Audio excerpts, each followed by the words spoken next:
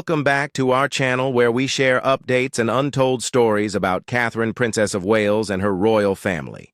Today we bring you some news. William and Anne expose the truth. Camilla's daughter forced out of Windsor dinner. A charity feast at Windsor Castle in November was intended to be a regulated evening of fundraising and refined public service. By the conclusion of the evening, it had evolved into more than a mere event. It was a clear public manifestation of an internal power struggle within the British royal family. Witnesses at the palace said that Prince William, discreetly backed by his aunt, Princess Anne, ordered his stepsister Laura Lopes to go. Observers assert that the decision was not an impulsive emotional response, but rather the result of a prolonged, meticulously deliberated discourse over the contemporary significance of royal in the 21st century, a discussion that extends beyond etiquette to the fundamental structure of the monarchy. The evening seemed to be a typical high-profile charity event: formal attire, precise scheduling, scripted speeches, and a guest list included diplomats, philanthropists, and family members. King Charles III requested the attendance of his stepdaughter. According to many familiar with him, her presence represented an aspiration he has long sought to convey: a reconciled, integrated family, able to unite for significant causes despite previous grievances. He sought the appearance of togetherness, a vision that might facilitate the monarchy's transfer into his rule, the depiction of charity, reconciliation, and contemporary family structures in public life. However, for the Prince of Wales, such inclusion constituted a non-negotiable boundary. Observers near the royal table noted William's marked withdrawal upon Ms. Lopes's arrival and subsequent seating. She conducted herself in public as she always does, composed, polite, and discreet, and addressed visitors in deliberate tones. What others saw at the moment was not her words or actions, but rather the significance of her being in that setting, an undeniable closeness to the ceremonial core of the monarchy. To a gathering of courtiers and relatives who had been discreetly disputing the parameters of royal membership for an extended period, such closeness signified a gradual but consistent redefining of the royal household's public persona. The evening unfolded as scheduled toasts, speeches of royal presence, and the well-rehearsed choreography of a long-standing palace event. However, those employed in royal households are sensitive to subtle dynamics. Subsequently, staff informed friends of an underlying tension unrelated to the planned program, an understanding that decisions were being made behind the scenes. Witnesses said that the pivotal moment occurred late into the night. William engaged in a succinct dialogue with a top staffer. The exchange was hushed and intentional. The subsequent instructions were subdued but clear. An assistant reportedly approached Ms. Lopes and informed her that she needed to go. The transaction was conducted with professional discretion. Observers report it was brief, courteous, and assertive. Ms. Lopes was astonished, although she acquiesced, and was led out by a side passage. The action was so efficient that many attendees at the event could not immediately comprehend what had transpired. Observers characterized the scene as a profound silence. The action exuded an air of authority instead of fervor, executed with precision rather than flamboyance. The most revealing incident, as noted by many who have been associated with the family for decades, was a subtle, almost undetectable action that occurred after Ms. Lopes's departure. Princess Anne, positioned at the royal table, offered a succinct, subtle gesture towards William. To an observer, it may have seemed inconsequential. In the subtle vernacular of royal discourse, the act constituted a public endorsement. Anne's nod indicated that William's action was not an isolated imposition, but rather part of a collective posture that had seemingly been prearranged. The tacit support was significant. Anne is seen both inside and outside the family as the guardian of duty and procedure. She values the traditions that have historically supported the monarchy's role in British public life. Her implicit support for William converted the situation from an isolated act by an impatient heir into a manifestation of an internal alliance intent on maintaining certain bounds inside royal life. For the Queen Consort, the occasion seemed as a personal victory transformed into a public indignity. Camilla has labored for years to assimilate her children and make their presence acceptable inside the royal sphere. Her daughter's discreet exemption from a charity dinner while interacting with visitors was seen by some familiar with her as more than a mere social affront. The texture conveyed a sense of rejection of her judgment of her family's status within court society and of the emotional effort she had expended in attempting to reconcile lives after prolonged public animosity. She left the dinner unsettled not alone by the occurrences of the evening, but by the suggestion that the criteria for inclusion may be reinstated in a manner that marginalized those she loved. Following the uncomfortable commotion, the rest of the evening proceeded with the composed tranquility characteristic of royal occasions. One of the monarchy's assets is in its capacity to hide discord. Even during genuine divisions, the external facade seldom disintegrates into spectacle. Guests and staff recognized they had seen a significant moment, a point at which private disputes emerged, and the internal discourse on membership and rank became apparent to those in attendance. To comprehend William's motivation for action, it is necessary to situate the feast within a broader framework.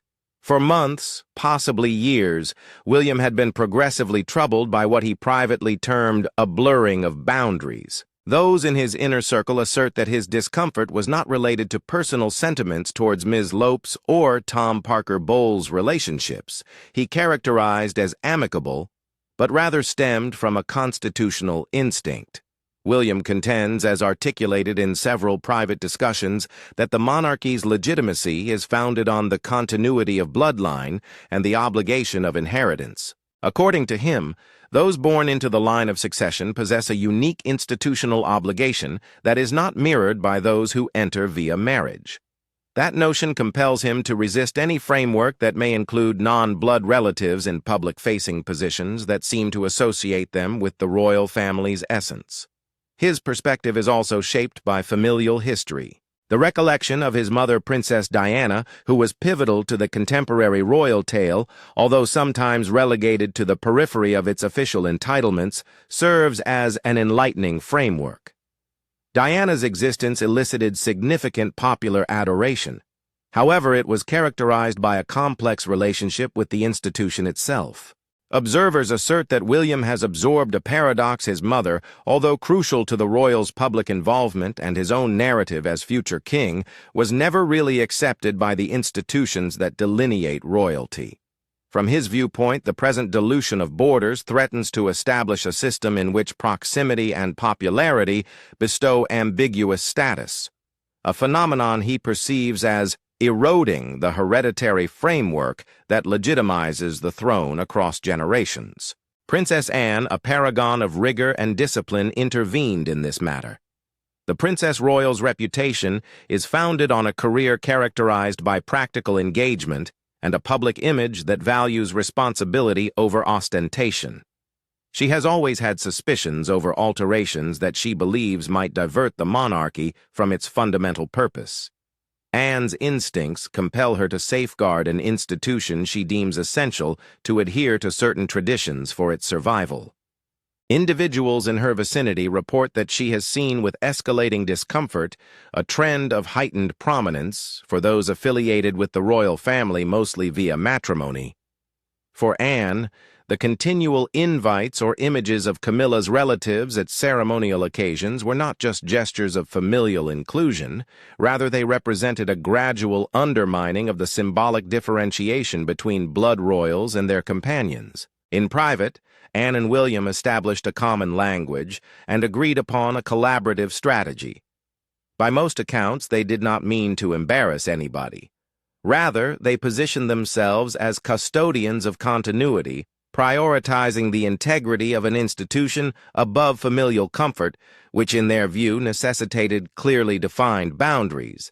Terms often used by their associates included duty, sacred trust, and clarity. They saw their actions as preemptive, intended to halt a gradual normalization that would eventually alter public opinion of the crown's distinctiveness. The alliance between the heir and the Princess Royal was, to the extent that such alliances exist in royal circles, formidable. William has the moral power of succession. His obligations are public and constitutional rather than just private. Anne presented a long-standing assertion of conservative moral superiority, someone who, according to several members of the court, has devoted decades to safeguarding the rights and regulations that underpin the institution. Their unity formed an informal but powerful resistance to the king's inclinations towards inclusion. It was not an unplanned alliance. Insiders report that the two had been collaborating discreetly, and their alliance became more official during a secret meeting at St. James's Palace. The session was not included on any public timetable, nor was it documented in official bulletins. Individuals acquainted with the dialogue subsequently designated their consensus as the St. James's Accord. The agreement lacked legal formalities such as signatures and terms. It was really a private agreement, an internal structure intended to prevent certain occurrences by default. It effectively established a veto-like authority for William and Anne over the public promotion of non-blood relations. The rationale was clear: if the monarchy's prestige is primarily derived from lineage, then the most judicious strategy is to halt such redefinitions before they establish a precedent. The terms they agreed upon were explicit. As per sources familiar with the matter, invitations to significant state and ceremonial events will undergo more rigorous scrutiny. The premise was that anyone without Windsor lineage would not be permitted to attend significant public ceremonies, state dinners, large funeral services, or trooping the color without prior approval from both William and Anne. The gatekeeping was intended to obstruct the recurring visibility that fosters a feeling of belonging in the public consciousness. Titles and esteemed patronages should be approached with caution. When suggestions emerged to confer a royal title or substantial public patronage onto a marital relative, William and Anne sought a definitive influence. In effect, this would imply they might obstruct such actions. The duo committed to safeguarding what they termed lineage integrity. They believed that ceremonial positions and official communications should be designed to maintain the visual and verbal differentiation between those born into the line of succession and those related by marriage. The two thought that the regulations constituted a defense of the crown rather than a revolt against the king. They articulated their position as a commitment to an implicit agreement represented by Queen Elizabeth II's long reign, a strategy that Anne and William said had maintained the monarchy's stability during decades of societal change. The St. James's Accord was bolstered by a document they secretly considered a moral foundation, a sealed letter discovered among Queen Elizabeth II's personal belongings upon her death. Archival reviews are standard in any transfer of that scale. After one such assessment, personnel uncovered a sealed envelope labeled "For Continuity." Individuals familiar with the narrative report that the letter's tone was grave and directive.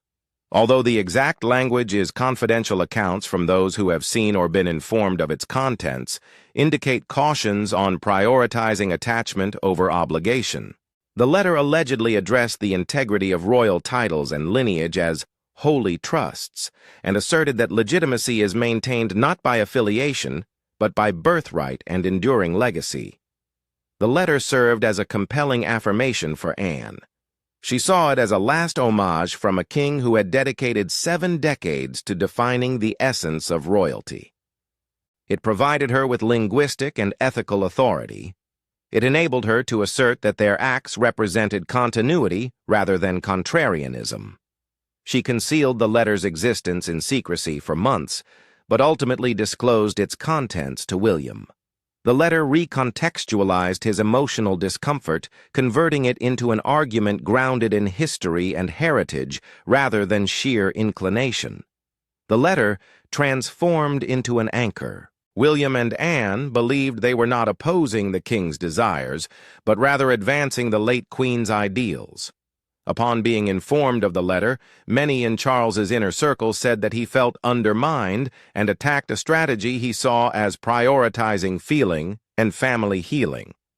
For William and Anne, the letter served as spiritual support. It represented a rectification, a safeguarding of the monarchy, as it had existed under the firm guidance of Elizabeth II. Tensions escalated the evening before to the Windsor supper at Clarence House, when William made an unexpected arrival, a daring violation of procedure that indicated the gravity with which he viewed the matter. During the discussion, he articulated his stance unequivocally to the king. Laura Lopes ought not to participate in the charity dinner with the family in a public capacity. Charles contended the contrary. He aimed to use the event to exemplify togetherness and reconciliation. He allegedly said, "She is family," a remark embodying the emotional rationale of forgiving and contemporary familial dynamics. William argued that the essence of the monarchy was fundamentally based on lineage and obligation. It is not concerned with harm. He reportedly said it pertains to hierarchy. That is non-negotiable. The discourse intensified with Anne's arrival. Her involvement had been preordained according to reports. She did not enter with bombastic language. Anne's approach was consistent, subtle, but resolute. She advised against choices influenced by emotion instead of constitutional wisdom.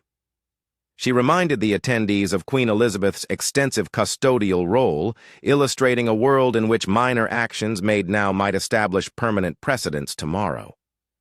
Camilla attempted to negotiate, invoking familial support, but the meeting escalated into an emotional and institutional confrontation. The Queen Consort departed in tears. Confronted with a unified opposition, Charles acquiesced to a compromise. Ms. Lopes was permitted to attend, but would be required to remain on the periphery and not be officially included in the central family group for pictures or ceremonial significance. The conditional agreement did not signify the conclusion. William and Anne publicly accepted the arrangement, but William communicated to his advisers that he would take action if the established limit was violated. Fewer than 24 hours later, he did likewise at Windsor. The aftermath of the event constituted a quintessential royal communications disaster. Within days, major tabloids and some broadsheets published accounts of the incident in very intimate terms. Anonymous palace insiders saw William as too ambitious and Anne as severe. The terminology in several articles, humiliating treatment, distraught Queen Consort power grab, indicated a deliberate effort to portray the conflict as an act of cruelty against a lady only attempting to secure familial support for her daughter. William's team identified components of the leak as originating from personnel believed to be affiliated with the Queen Consort. The earliest briefings established a narrative centered on family drama, emphasizing a conflict of individuals rather than a discourse on institutional structure. That framing incited a public uproar. For weeks, the media disseminated several iterations of the narrative. Some critics see Camilla as a modernizing influence, a person who has experienced years of public disparagement and now wants just the acknowledgement of her children. Critics saw William and Anne as conservative, opposing the inclusive standards of the contemporary world. Headlines like Prince William's Power Trip and Anne the Enforcer were widespread. At one point, segments of public opinion saw the heir as insensitive and reminiscent of Cold War attitudes, whilst Camilla's reputation, previously subjected to incessant animosity, was somewhat restored via a story of mother injustice. Initially, William maintained public silence. He declined to participate in the frenzied exchange, disregarding the provocations of tabloids and neglecting to provide prompt denials or explanations. The quiet served as a tactic to prevent the normalization of institutional personalization. However, as the narratives progressed, he increasingly felt the need to articulate his rationale. Upon eventually speaking, he selected an uncommon formal medium, a broadcast speech, in which he expressed a conception of monarchy as transcending human sentiment. While seated next to Princess Anne, he refrained from identifying anybody or recounting the Windsor event. Instead, he articulated bigger ideals. The monarchy is founded not on comfort, but on commitment, he said, a sentiment subsequently echoed by many inside the palace. Its endurance is not rooted in personal connections, but in a holy obligation transmitted through lineage and duty. He underscored that the perpetuity of the crown is not derived from fondness, and cautioned against altering the conditions of membership via gradual accumulation. The speech resonated in the public consciousness as a declaration of purpose. If particular individuals had previously maintained a prominent position via frequent demonstrations of closeness, such arrangements would now be evaluated against a more rigorous criterion. The speech failed to resolve the dispute. It solidified it. For proponents of a conventional monarchy, William's comments served as a crucial reminder that the institution's legitimacy is founded on established lineage and responsibilities. Critics saw them as an exclusionary credo, a rejection of adapting an archaic institution to modern societal standards of family and mixed homes. The speech was a setback for Camilla and her children. Observers around the Queen Consort said that this essentially affirmed her children will have enduring limitations about access to the family's inner ceremonial core, irrespective of Camilla's own status and public responsibilities. The Windsor incident has resulted in tangible effects operationally. The St. James's Accord, formerly an internal and confidential agreement, has been implemented as de facto policy in the subsequent weeks. Invitations to the most emblematic events are now subjected to more meticulous scrutiny. Inquiries regarding an individual's status within the foremost echelon of the family are now directed to a more restricted and conservative group of advisors. Whereas a prior assumption of inclusion may have been prevalent, the presumption has now transitioned towards safeguarding the visual and ceremonial distinction between bloodline royals and non-blood relatives. King Charles III, who assumed the post with the intention of being seen as a modernizing influence and a familial reconciler, has incurred the political repercussions of this adjustment. Individuals in his inner circle assert that he has been compelled to adopt a revised working equilibrium with his successor and his sibling. Such acceptance is not always pleasant. Charles is resolute in his private efforts to expand the monarchy's charity engagement and sometimes to portray familial cohesion in a manner that seems contemporary and inclusive. However, the institutional dynamics have shifted. The designated successor and the Princess Royal now possess a tangible authority that limits the extent to which the palace's public image may be expanded without their approval. Princess Anne's stature has significantly increased. In royal circles, she is becoming seen as an unofficial custodian of protocol, an advisor whose instincts now have significance with the future king. Her emphasis on duty and continuity resonates with factions within the royal establishment whose perspective is that the monarchy's future relies on preserving symbolic cohesiveness rather than hastily reacting to societal changes. Prince William has emerged from the incident with his status enhanced among those who value institutional stability.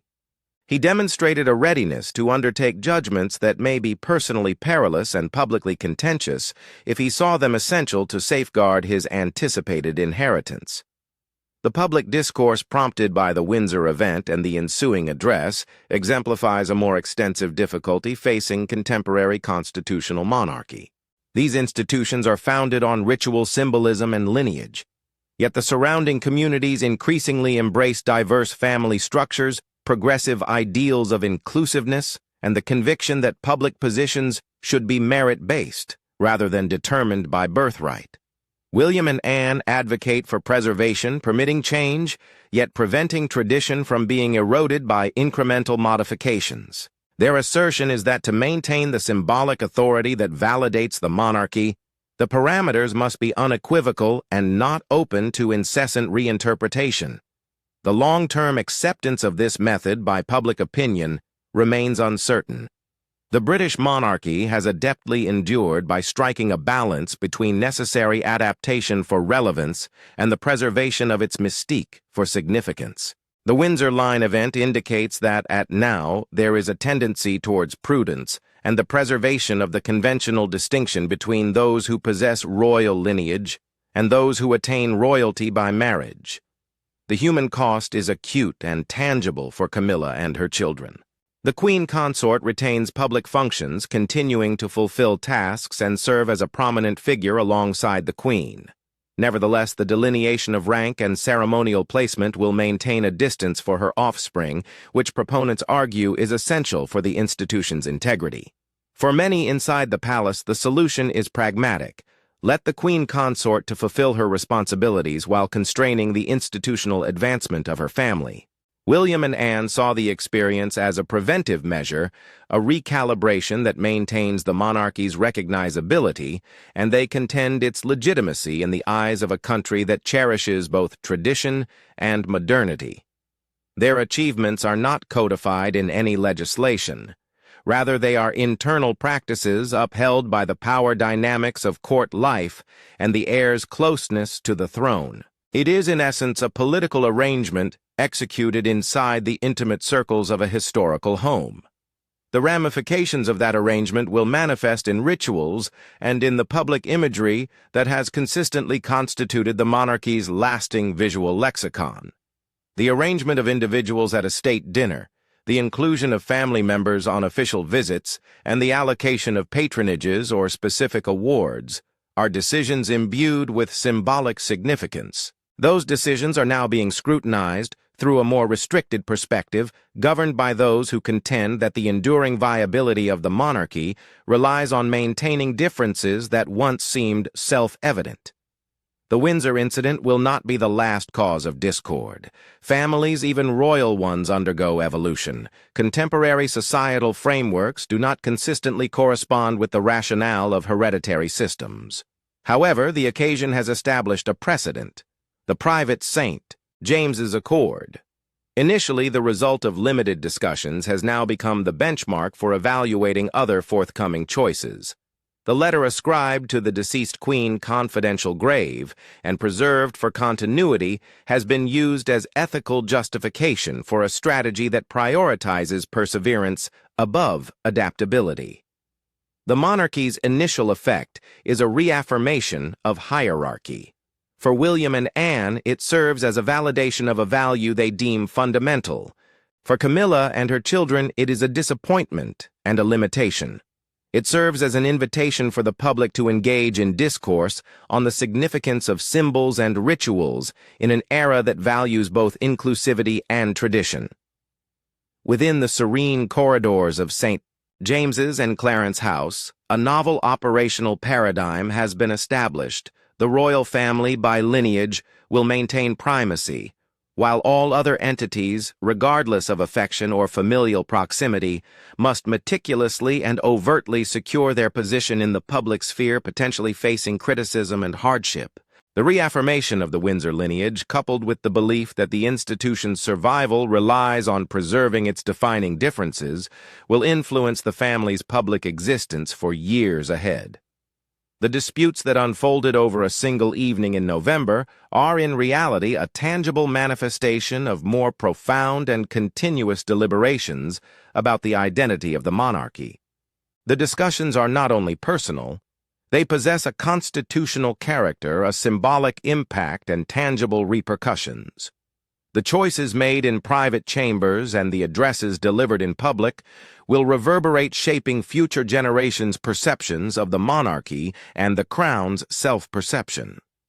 Thank you for watching the video. Please let us know your thoughts, and goodbye for the time being.